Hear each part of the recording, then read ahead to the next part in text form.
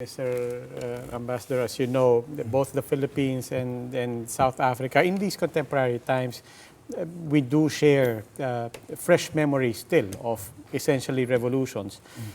Two separate revolutions, and they are different, coming from very different histories. But we know what you mean when you say that, you know, it doesn't end there, and there are difficulties and there are challenges.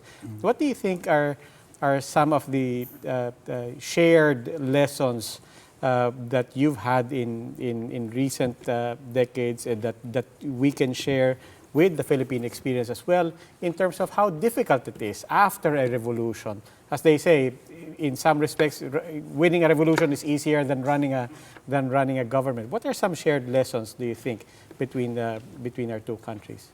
Look, when you look at the 1987 events in the Philippines that gave birth to the modern society, but also look at the 1994 events in South Africa, you know, that gave birth to our modern South African society. They are foundationed by certain principles, you know, that promotes, you know, the centrality, that promotes the fundamental human rights, that promote freedoms, you know, whether freedoms of speech, freedom of associations, etc. You know, but also at the base of these freedoms, you also have the economic freedoms that will have to be addressed, so that whatever that we had liberated ourselves from find meaning.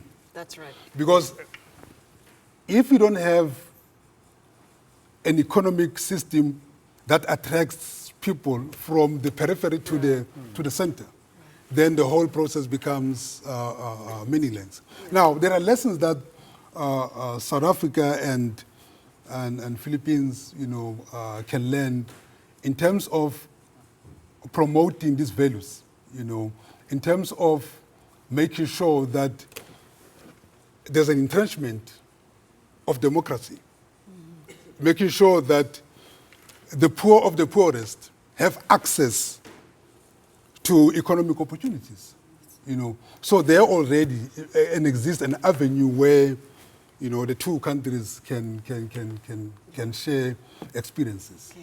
Okay.